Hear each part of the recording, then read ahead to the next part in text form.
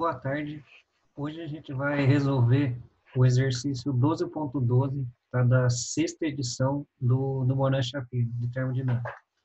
O enunciado é 2 kg de uma mistura que tem uma análise em base mássica de 30% de nitrogênio, 40% de CO2 e 30% de oxigênio. E ela é comprimida adiabaticamente de 1 bar, onde a sua temperatura é 300 Kelvin, para 4 bar e a temperatura é 500 Kelvin. O que pede no exercício? O trabalho, né, realizado pelo processo em kJ e a quantidade de entropia produzida. Então, agora, eu vou reproduzir aqui a resolução desse exercício. Então, ó, né, o que no exercício dá, né? Quais são os dados? A massa da mistura, que é 2 kg, tá? Dá a fração mássica de cada um dos componentes, né? 30% do nitrogênio, 40% do CO2 e 30% do oxigênio, certo? Então, o processo, né, ele é comprimido adiabaticamente de 1 bar, onde a sua temperatura é 300 Kelvin, para 4 bar, onde a sua temperatura é 500 Kelvin. Então, um detalhe, né? O que é comprimido adiabaticamente? Ou seja, esse não vai trocar calor com o meio externo, tá? Então, aqui a gente tem um esqueminha, né, do exercício, né? Então, a gente tem uma mistura ali dentro. Então, quais são as primeiras considerações que a gente tem que fazer, né, para realizar o exercício? Bem, primeiro, ele é adiabático, né? Então, não troca calor com a vizinhança, ou seja, o calor é igual a zero. A mistura atua como um gás ideal, né? Então, sempre que é gás ideal, tem a facilidade, né, que quando a gente vai utilizar a tabela, a gente só precisa de uma propriedade para calcular as outras, né? E a gente pode utilizar a equaçãozinha, né, PV igual a nRT, e o gás ocupa toda a parte interna do conjunto, então ele está distribuindo bem homogêneo aqui dentro, tá? Então, para a gente começar, nós vamos fazer o balanço de energia pela primeira lei, tá? Então, que é a primeira lei? Variação de energia é igual ao calor menos o trabalho. Como nesse processo não existe calor, né, ele é adiabático, então o trabalho é igual à variação de energia interna, né? Então, ó, menos o trabalho é igual à variação de energia interna. Então, agora como que nós vamos trabalhar com esse exercício, né? Lembrando que aqui ele pede a unidade de trabalho em kJ, certo? Então, tomar cuidado com essa massa aqui.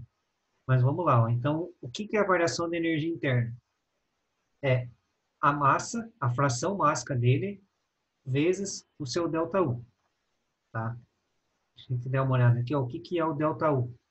O ΔU é a variação de energia interna. Então, nós temos tanto no início quanto no fim. Então, o ΔU, ele vai abrir aqui, certo? Vai ficar o final menos o inicial. Mais a fração mássica do CO2, vezes a variação de energia interna dele, e mais a fração mássica do oxigênio, vezes a sua variação de energia interna. Tá? Então, eu coloquei aqui, né? Isso aqui são fórmulas que tem na teoria, tá? A fração mássica, como que a gente encontra ela, né?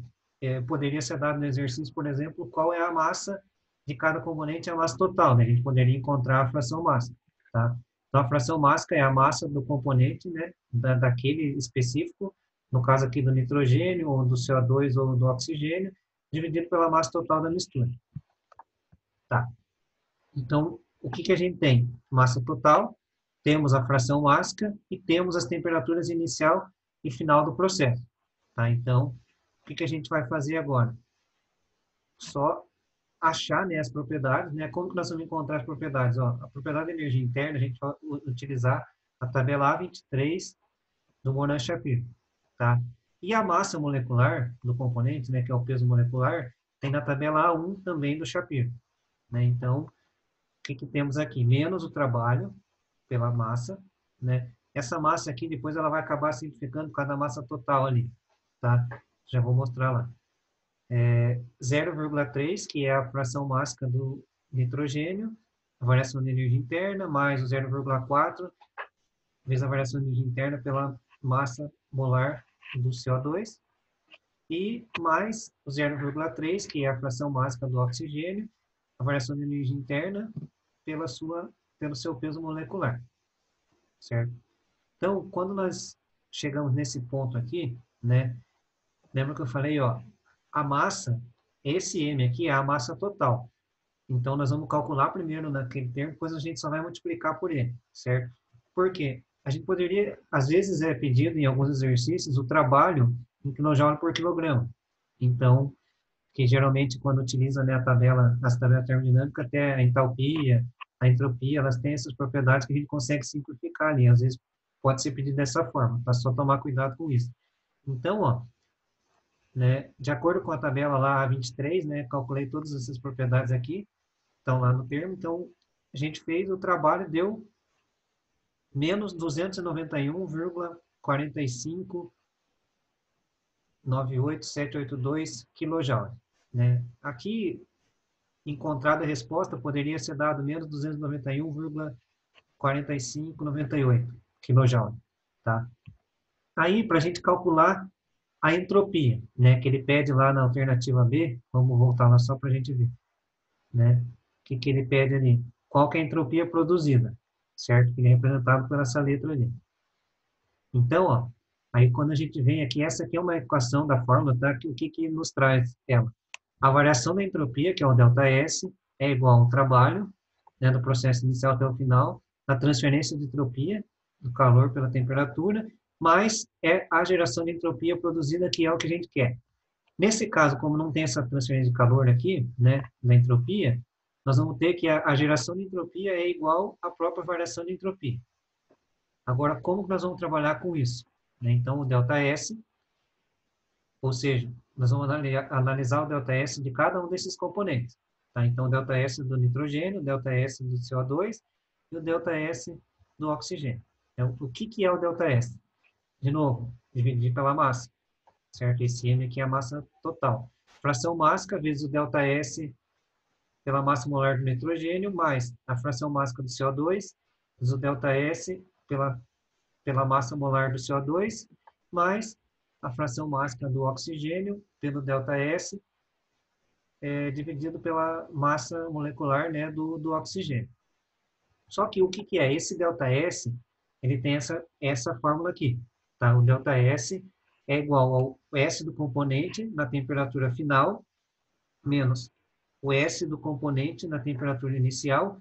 Esse S aqui, quando eu falo S, eu estou falando da entropia. Tá? Menos o R, né, que é o molar lá dos gases, vezes o Ln da pressão 2 pela pressão 1, certo? Então, nós vamos ter que fazer isso para cada um dos componentes, né? Então, aqui nesse termo aqui, a gente só vai substituir o ΔS ali da equação, certo? Então, ó, nós vamos ter o quê? 0,3, que é a fração mássica do nitrogênio, que vai multiplicar todo esse termo, que é 206,630, que é a entropia na temperatura 2 do nitrogênio, tá? Menos 191,682, que é a entropia na temperatura inicial do nitrogênio. O R, esse termo aqui é sempre o mesmo, né? É 8,314. Aqui tem que tomar cuidado com a unidade dele, tá? Porque, se eu não me engano, é quilojoule por quilomol Kelvin. Tá? Então, se estiver pedindo em joule, a gente tem que considerar 8.314.